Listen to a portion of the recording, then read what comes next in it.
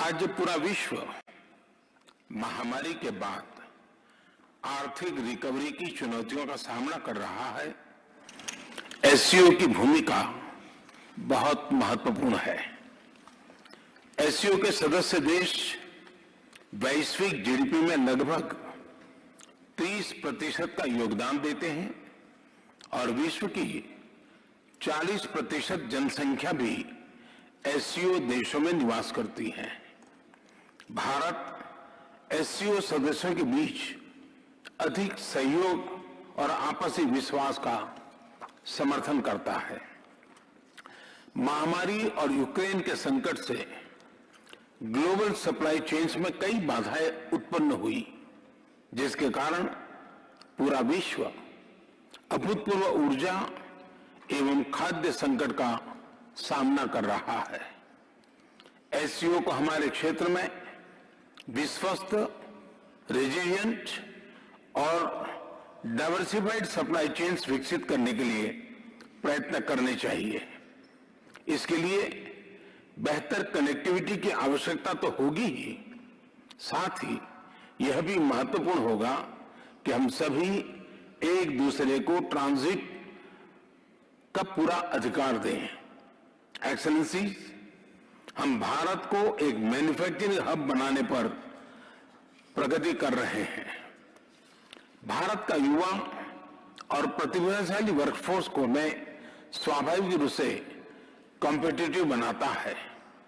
इस वर्ष भारत की अर्थव्यवस्था में 7.5% वृद्धि की आशा है, जो विश्व की बड़ी इकोनॉमीज में सबसे अधिक होगी।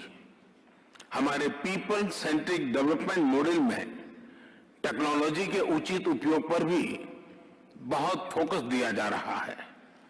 हम प्रत्येक सेक्टर में इनोवेशन का समर्थन कर रहे हैं।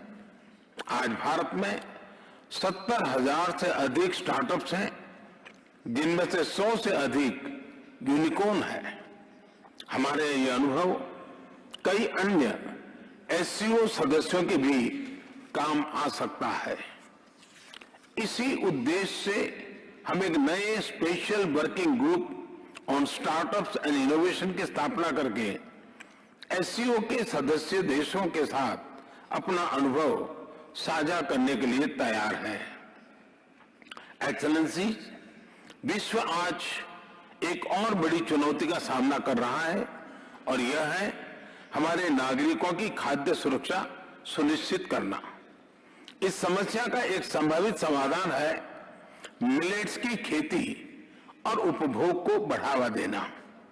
मिलेट्स एक ऐसा सुपरफूड है जो न सिर्फ एससीओ देशों में बल्कि विश्व के कई भागों में हजारों सालों से उगाया जा रहा है और खाद्य संकट से निपटने के लिए एक पारंपरिक, पोषक और कम लागत वाला विकल्प है।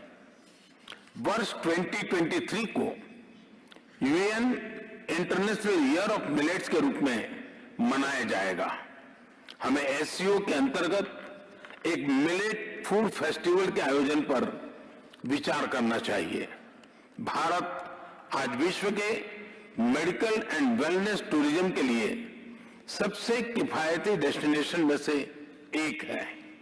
अप्रैल 2022 में गुजरात में WHO global centre for traditional medicine का उद्घाटन किया गया। पारंपरिक चिकित्सा के लिए यह WHO का पहला और एकमात्र ग्लोबल सेंटर होगा। हमें एससीओ देशों के बीच ट्रेडिशनल मेडिसिन पर सहयोग बढ़ाना चाहिए। इसके लिए भारत एक नए SCO working group on traditional medicine पर पहल लेगा। अपनी बात समाप्त करने से पहले मैं प्रेसिडेंट मिर्जियोयेव को आज की बैठक के उत्कृष्ट संचालन और उनके गर्मजोशी से भरे आतिथ्य के लिए फिर से धन्यवाद अदा करता हूं।